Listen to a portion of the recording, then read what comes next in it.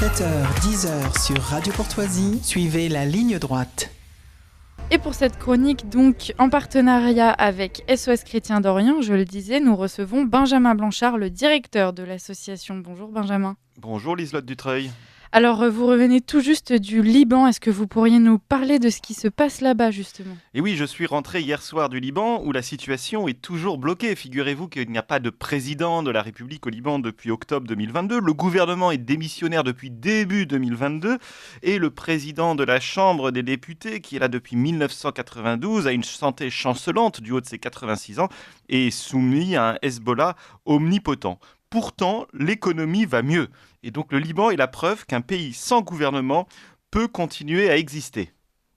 Alors, il y a malgré tout certains risques de guerre, il me semble. Et oui, depuis le 7 octobre, depuis l'attaque terroriste du Hamas en Israël, Israël bombarde le sud du Liban, qui est tenu majoritairement par le Hezbollah. Et hier, Israël a assassiné un cadre du Hezbollah sur l'autoroute Beyrouth-Damas, donc à travers un bombardement ciblé. Depuis des mois, les affrontements entre le Hezbollah et Israël ne cessent de monter en intensité et Israël souffle le chaud et le froid quant à ses velléités d'ouvrir un second front. Alors aujourd'hui même, SOS Chrétien d'Orient et en partenariat avec le ministère des Affaires sociales du Liban, lance une mission de soins médicaux et psychologiques dans de nombreuses localités du sud du Liban.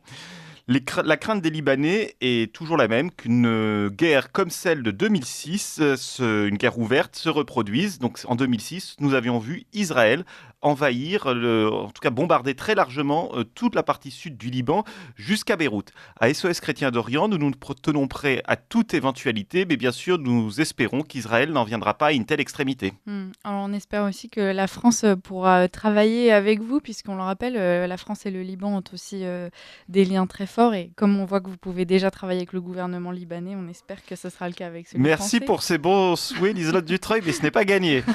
Ça, on imagine, surtout vu le contexte du moment. Merci à vous, Benjamin Blanchard, d'avoir été parmi nous ce matin. Je rappelle que vous êtes directeur de l'association SOS Chrétien d'Orient. Et puis, on vous retrouvera très prochainement à la rentrée en septembre. Merci Liselotte Dutreuil. À bientôt, chers À auditeurs. bientôt.